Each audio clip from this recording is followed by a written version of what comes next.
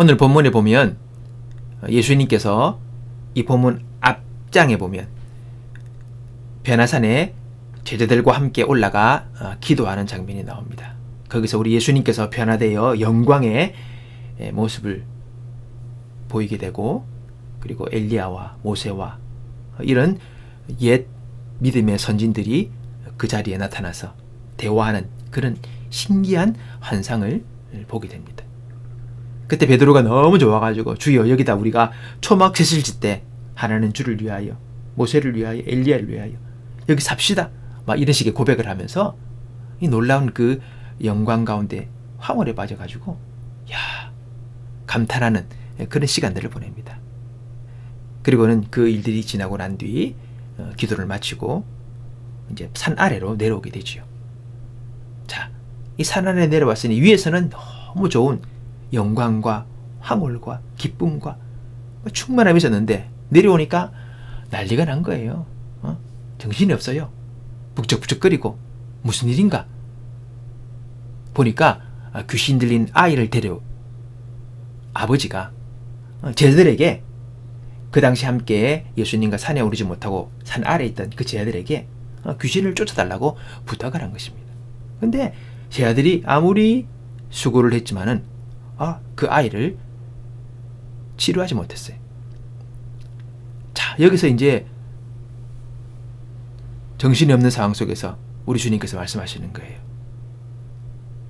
이 믿음이 없는 세대요 라고 하면서 탄식하시면서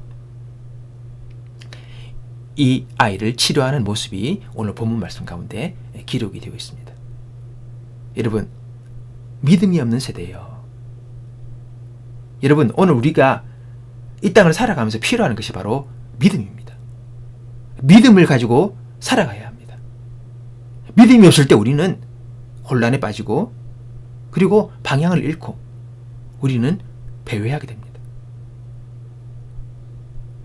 오늘 믿음 없는 이 세대, 믿음 없는 사람들, 오늘 그 한 대표가 오늘 그 귀신 들린 아이를 데리고 왔던 아버지의 모습에서 우리는 볼 수가 있습니다. 아버지가 그 아이를 데리고 와서 낫기를 원했지만은 제자들이 치유하지 못하고 여전히 아픈 그 아이를 보면서 예수님께 그 아버지가 뭐라고 이야기합니까? 무엇을 하실 수 있거든 좀 고쳐주십시오. 여러분, 무엇을 할 수 있거든이 무슨 말입니까? 어찌 됩니까? 가능하겠습니까? 된다면 좀 해주십시오. 안 되면 어쩔 수 없고, 이런 말입니다. 나을 수 있다라는 말이 아니라 나을 수도 있고 낫지도 못하고 여러 가지 가능성을 두고 어떻게 될 수 있다 그러면, 가능하다면 이 좀 우리 아들 고쳐주기 원합니다 라는 아버지의 고백이었습니다. 여러분, 이 아버지가 분명하게 마음을 정하여 예수님께 고쳐주십시오 라고 이렇게 하지 못하고 무엇을 하실 수 있거든, 가능하다면, 될 수 있다면, 이렇게 이야기한 이유가 뭐겠습니까? 여러 가지 이야기가 우리가 할 수 있겠지만은, 이때까지 예수님이 내려오기 전 제자들과 함께 아이를 치료하기에 노력했던 그 상황 속에서 이게 안 된 거예요. 안 낫거든요. 치유가 안 돼요. 나름대로는 귀신을 쫓아낸다, 병을 고친다, 기적을 행한다, 이런 이야기를 듣고 왔지만은 막상 그 예수님의 제자들에게 왔을 때에 이 아이가 낫지가 않는 거예요. 안 됐어요. 트라이 했지만은 실패한 거죠. 그러니까 마음에 이미 낙심한 상황에서 이제 예수님을 보면서 예수님에게 또 아이의 치유를 부탁할 때에 그 아버지의 믿음이 조금 약해진 거죠.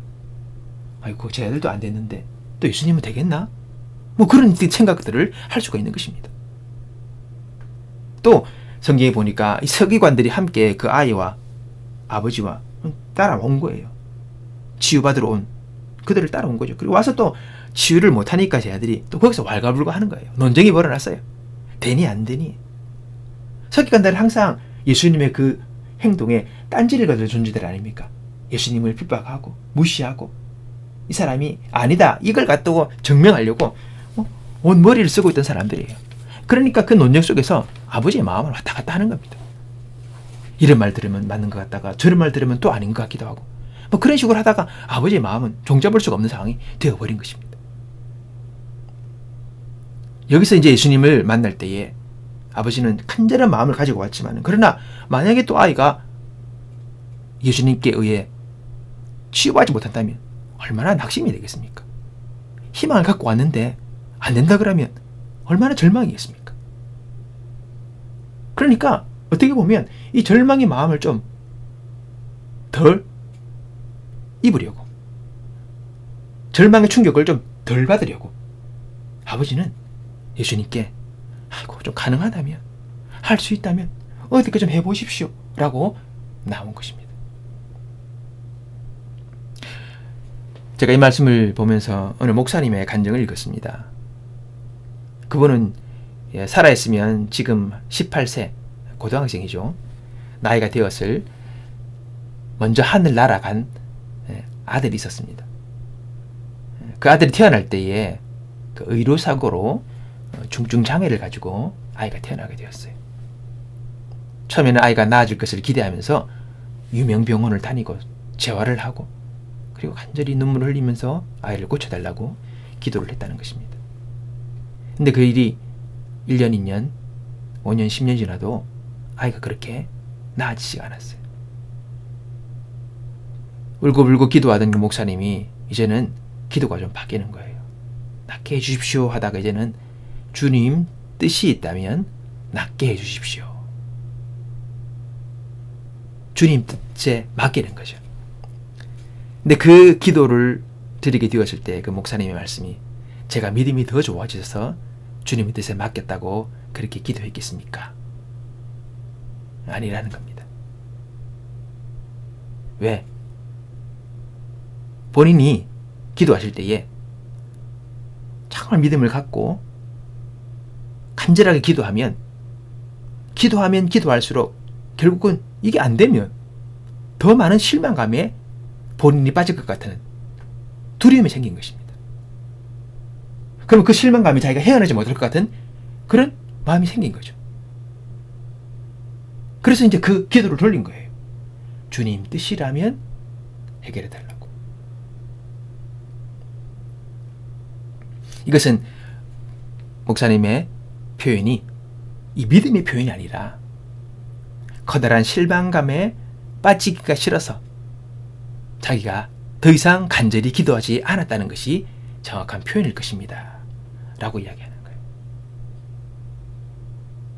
물러선 거죠.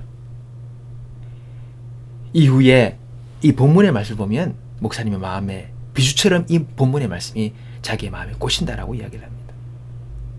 그때 자신의 모습을 돌아보게 되는 거죠. 그때 자신은 이미 실패와 패배의식에 사로잡혔던 자신의 마음의 상태였다는 것을 보게 되었다는 것입니다. 그러면서 우리가 기도할 때, 우리가 신앙생활 할 때에 이미 실패와 패배의식에 사로잡힌 그런 신앙의 생활을 여러분 하지 마시기를 바랍니다. 그렇게 권면을 하는 것입니다. 그렇죠? 그래요. 이미 그 마음에 실패를 예견하고 이미 그 마음에 안 될 것을 예견했기에 주님의 뜻이라는 말로 에둘러 기도를 돌리고 말았다는 것입니다. 저도 이 말씀을 보면서 단호하게 믿음으로 하나님 앞에 나아가지 못했던 이유가 뭘까? 라는 생각해 봤을 때에 그 마음 깊은 바닥에 안 되면 어떡하지? 실패하면 어떡하지? 이런 마음이 있는 거예요. 그러니까 본인의 기도든 남을 위한 기도든 용기 있게 나가지 못하는 거죠. 안 되면 실망하고 또는 부끄러움 당하고 어떻게 보면 조롱될 수도 있고 그 너 믿음이 뭐냐? 그렇게 기도하더만 뭐 되는 게 있나? 이런 비난을 받을 수도 있고 이런 것들이 다 어울려져 가지고 용감한 믿음의 결단과 믿음의 기도를 드리지 못했던 그런 이유가 있었다는 것을 보게 되었습니다. 그래요, 여러분. 이미 그 마음에 실패가 있고 패배의식에 사로잡혀 있으니 여러분 용감한 믿음의 기도를 드릴 수가 없는 것입니다. 그리고는요, 주님의 뜻이라면 된다 라는 말로 그냥 포장하고 마는 것입니다. 오늘 우리의 기도 생활의 문제가 거기 있지 않나 생각해 보는 것이지. 상처받고 싶지 않고 더 많이 힘들어지지 않고 싶은 자신을 보호하려는 마음속에서 우리의 기도가 거기까지밖에 이루어지지 못하지 않는가 생각해 보게 되는 것입니다. 우리는 기도를 어떻게 해야 합니까? 믿음으로 기도해야죠. 이 기도에 대한 분명한 응답을 하나님께서 허락하실 것을 믿고 기도하는 것입니다. 그런데 이미 실패와 안 될 것을 생각하면서 우리가 아예 기도에 믿음의 시도를 하지 않는 것입니다. 오늘 우리 기도가 연약하고 또는 우리 기도가 막히고 또 우리가 기도하지 못하는 이유가 여기에 있다는 것입니다. 우리는 우리의 기도가 믿음의 기도가 되어야 함에도 우리 늘 항상 마음 깊은 곳에 실패와 패배를 생각하면서 이 실패의 마음을 우리가 느끼지 않고 피해 입지 않으려고 우리는 우리 기도에 참으로 많은 선을 긋고 살아가는 그런 경우들이 많다는 것을 우리가 돌아보게 되는 것입니다. 여러분, 우리는 기도를 믿음으로 드려야 합니다. 사실 믿음이 동반되지 않은 기도는 그런 기도가 아니지요. 그냥 그것은 허공을 울리는 자신의 하소연이고 넋두리일 뿐입니다. 우리의 기도를 들으시는 분이 있고 그 기도에 응답하시는 하나님이 계시기에 그것을 믿고 기도한다면 그것이 바로 온전한 기도의 모습이 되는 것이죠. 말씀 가운데 우리가 주님을 기쁘시게 하는 것, 그것은 믿음이 아니고서는 주를 기쁘시게 할 수 없나니. 예, 우리가 믿음을 가지고 하나님 앞에 나아갈 때 아버지를 기뻐하는 겁니다. 하나님 아버지가. 자식이 있어요. 아버지께 나가요. 용돈을 좀 달라 했어요. 근데 늘 마음속에 가지고 있던 것이 아버지에 대한 믿음이었어. 가서 용돈을 달라면서 줄까 말까 줄까 말까. 아빠가 줄까 말까. 또 가서 아버지 저에게 주겠어요 말겠어요. 주실 마음 없죠? 에이, 안 줄 것 같은데. 늘 이런 식으로 나가서 아빠한테 이야기한다면 아빠의 마음이 어떻겠습니까? 아빠의 체면이 안 쓰죠. 아버지는 자식을 챙기고 보호하고 자식에게 좋은 것을 주면서 자신의 행복을 그리고 빌고 그리고 열어주는 일들을 아버지가 할 때 비로소 아버지 역할을 감당하는 거 아닙니까? 그러나 믿지 못한다면 아버지의 체면이 서지 않는 것입니다. 하나님 왜 기뻐하십니까? 믿음으로 나갈 때 그분이 그렇게 하실 것을 믿을 때에 그 인정하는 겁니다. 그러니까 하나님을 하나님으로 인정하는 거죠. 그 주님이 기뻐하시는 겁니다. 안 그렇겠습니까? 우리는 하나님을 전능자라고 사랑의 주님이라고 나를 인도하시고 나를 구원하시고 나를 도우시는 분이라고 이야기하지만 막상 그러한 것을 내가 인정하지 않는다. 믿지 않는다. 그러면 하나님은 그렇게 인정하지 않는 것이죠. 여러분, 우리가 믿음으로 나갈 때 하나님이 기뻐하십니다. 오늘 믿음으로 하나님께 나아가 그분을 그분으로 인정하고 하나님이 하나님 되게 하시는 일들이 우리의 삶을 통하여 오늘 저와 여러분의 삶을 통하여 일어날 수 있게 되기를 바라는 것입니다. 야고보서 1장 5절에 보니까 너희 중에 누구든지 지혜가 부족하거든 모든 사람에게 후히 주시고 꾸짖지 아니하시는 하나님께 구하라. 그리하면 주시리라. 여러분, 우리가 살면서 자신의 지혜가 너무 없음을 느껴요. 왜 이렇게 어리석나? 이렇게 지혜가 없나? 어떻게 이렇게 멍청하나? 스스로가 느낄 때가 있죠. 어떡합니까? 하나님께 구하라는 겁니다. 하나님이 지혜를 주신다는 거예요.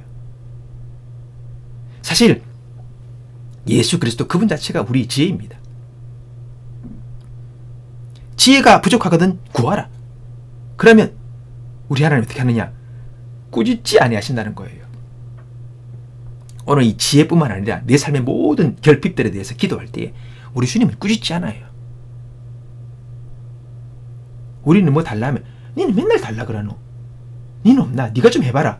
이런 식으로 상대방 이야기할 수 있지만은 우리 주님은 안 그렇다는 거예요. 후히 주시고 꾸짖지 않은데요. 100번 구하면 100번 주님께서는 응답하시는 분이에요. 그분은 하나님이세요. 그분은 실증내지 않으세요. 후히 주시고 꾸짖지 않은데요. 뭐라 하지 않는다는 겁니다. 그분께 구하라. 그러면 주신다라고 말씀하십니다. 주신다는 거예요.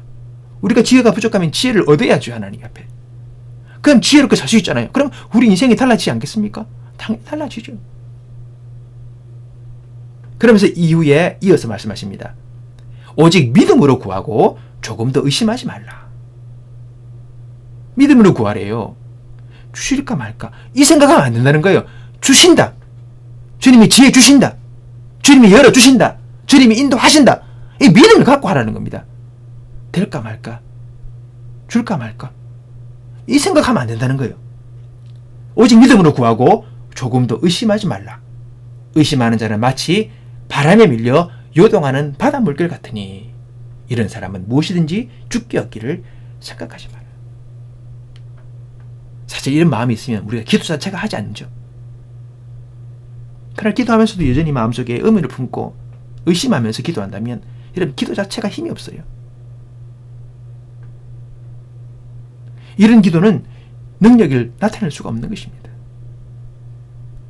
믿음으로 구하라. 의심하지 마라. 된다. 응답하신다. 길을 열어주신다. 주께서 보여주신다.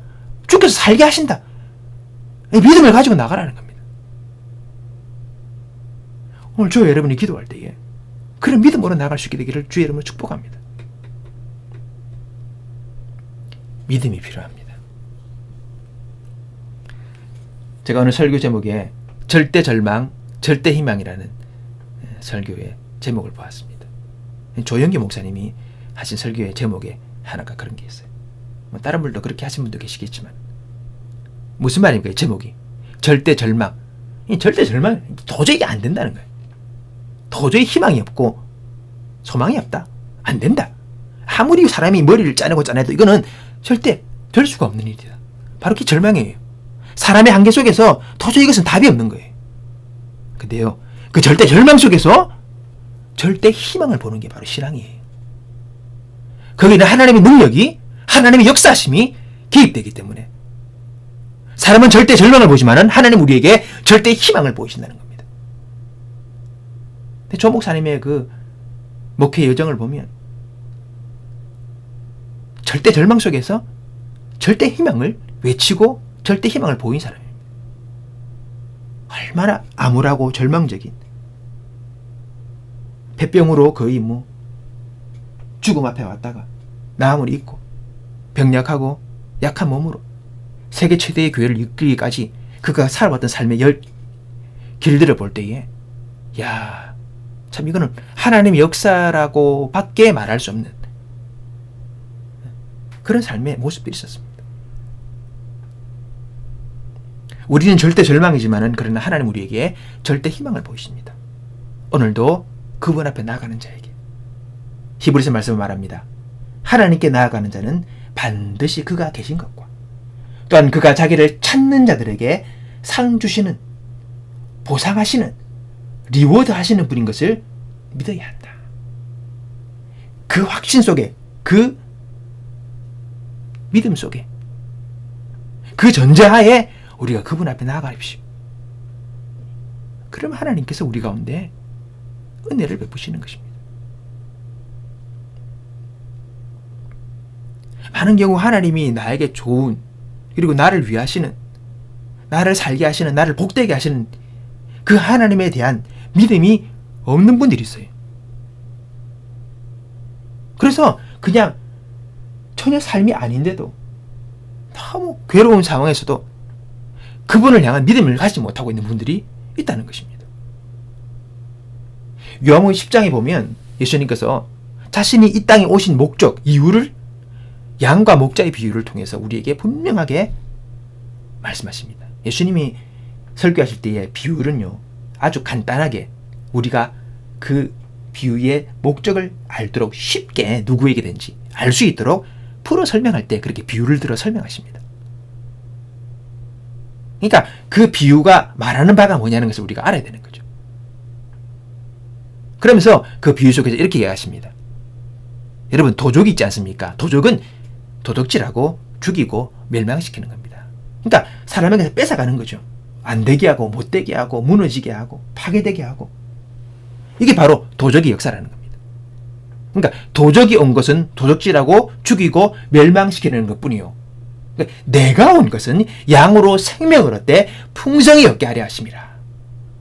여러분, 우리 예수님께서 그 도적의 비유를 통해서 반대적으로 자신의 사역을 확실하게 부각시키시는 거예요. 도적은 그렇지만 나는 반대로 오히려 너희들에게 생명을 얻고 그리고 생명을 풍성히 얻게 하는 것이 내가 너에게 온, 그리고 이 땅에 내가 온 목적이라는 겁니다. 예수님은요, 사람을 살리러 오신 것이지 죽이러 오신 분이 아닙니다. 사람을 구원하시는 분이지 사람을 심판하는 분이 아닙니다. 사람을 살리려는 분이지 그는 우리를 버리려는 분이 아닙니다. 기본 전제가 바로 그거예요. 그분은 사람을 사랑하세요. 사람을 구원하고 사람을 사람답게 살게 하고 인생을 풍요롭게 하고 인생을 풍성하게 하고, 그것이 바로 예수님께서 이 땅에 오신 목적이에요. 그분은 우리를 위해 하시는 분입니다. 아주 기본적인, 기초적인. 오늘 내 삶에 도적이 나를 죽이고 나를 멸망시키고 내 삶을 빼앗아가고 내 삶이 지금 무너지고 엉망이 되어 있다면 우린 주님 앞에 나와야 합니다. 그리고 생명을 주시고 우리를 풍성케 하시는 예수님 앞에 나와 그분의 도우심을 구해야 합니다. 하나님 도와주십시오. 지혜를 주십시오. 길을 보여주십시오. 인도해 주십시오. 그래서 우리가 그 믿음을 가지고 주님 앞에 나아갈 때에 하나님 우리 기도에 응답하시는 역사를 우리가 경험하게 되는 것입니다. 기억하십시오. 내가 온 것은 양으로 생명을 얻되 풍성히 얻게 하려 함이라. 오늘 우리를 살게 하시는 분이에요. 사람답게 살게 하시고 인생을 인생답게 살게 하시고 나아가서 우리 인생을 풍성하게 만드시는 분이 바로 예수님의 목적인 것입니다. 그 예수님을 하나님이 보내신 거죠. 우리는 그 기본적인 신앙의 믿음을 가지고 살아가야 하는 것입니다. 그분은 우리를 살게 하시는 분입니다. 오늘 여러분 어떤 믿음이 있습니까? 우리 믿음을 가지고 주 앞에 나가야 합니다. 그리고 그 믿음으로 하나님 앞에 나가 때로는 우리 인생을 걸고 우리의 생명을 걸고 주님께 기도하며 인도를 구하며 나가야 합니다. 전 목사님이 그 책 속에 그런 얘기 하더라고요. 우리는 긍정적인 절대적인 믿음을 가져야 합니다. 자기가 그 교회를 키워나가면서 얼마나 많은 문제와 어려움이 있겠습니까? 근데 그 순간순간 그 마음에 부정적인 생각, 불신, 두려움, 안 좋은 생각들이 딱 자기에게 올 때 철저하게 그 생각들을 다 배제하고 기도함으로 그 마음을 딱 지켜나가며 절대적인 주님의 신뢰의 자세, 태도를 가지고 나아갈 수 있도록 계속해서 그렇게 자신이 훈련했다고 그래요. 여러분 부정적인 생각, 어두운 생각, 안 된다는 생각, 파괴적인 생각, 우울한 생각 이걸 받아들이고 내 안에서 그걸 붙잡고 있으면요 무너지는 거예요. 인생이 끝나는 거예요. 그거는 우리 마음을 지켜야 됩니다. 물을 지킬 만한 것보다 더욱 내 마음을 지키라. 생명의 근원이 이에서 남이라. 그걸 위해 노력해야죠. 그래서 우리가 하나님께 기도하는 거예요. 너는 아무것도 염려하지 말고 오직 모든 일에 기도와 간구로 너희 구할 것을 감사함으로 하나님께 아뢰라. 그리하면 지각이 뛰어난 하나님의 평강이 내 마음과 생각을 지켜주시리라. 내가 내 마음 제대로 통제가 안 될 때 하나님께 맡기고 기도하면 하나님이 내 마음과 생각을 지켜주시는 거예요. 그보다 복된 인생이 어디 있겠습니까?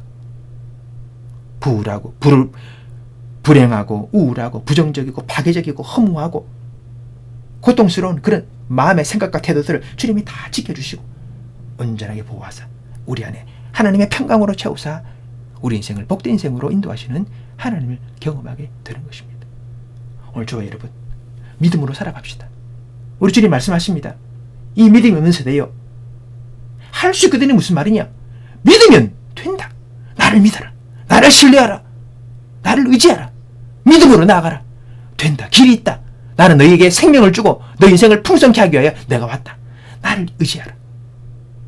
오늘 여러분 우리 주님을 절대적으로 의지함으로 말미암아 우리 삶에 절대 희망을 주시고 절대 생명을 주시는 하나님의 역사를 경험하고 그의 이름을 찬송하며 나가는 저와 여러분의 삶이 되기를 원하는 것입니다. 주님 응답하여 주소서. 살게 하소서. 주님의 복되심과 인도하심과 승리케 하심 외에 저에게는 다른 길이 없습니다. 저는 그 길만을 갈 것입니다. 그 길이 필요합니다. 제가 주의 은혜를 입고 평생 주님의 영광과 은혜를 찬양하며 감사하며 주님 의지하고 주님과 함께 내 인생을 살아가겠습니다. 주여 역사하시고 응답하여 주옵소서. 그렇게 기도한 저와 여러분 되시기를 주의 이름으로 축복합니다. 기도하겠습니다. 하나님 아버지, 감사합니다. 오늘도 우리에게 이 믿음 없는 세대여 탄식하시면서 우리가 주 앞에 믿음으로 나올 것을 말씀하시는 주님의 그 말씀 앞에 우리가 응답하게 하옵소서. 믿음만이 살 길이며 믿음만이 희망이요 믿음이 길인 것을 기억하며 오늘 우리 주님의 그 선하심과 우리에게 생명을 얻되 더 풍성히 얻게 하려고 이 땅에 오신 그 주님의 선한 손길을 붙들고 하나님이여 승리하며 나가는 우리의 삶이 되게 하여 주옵소서. 감사하고 예수님의 이름으로 기도하옵나이다. 아멘.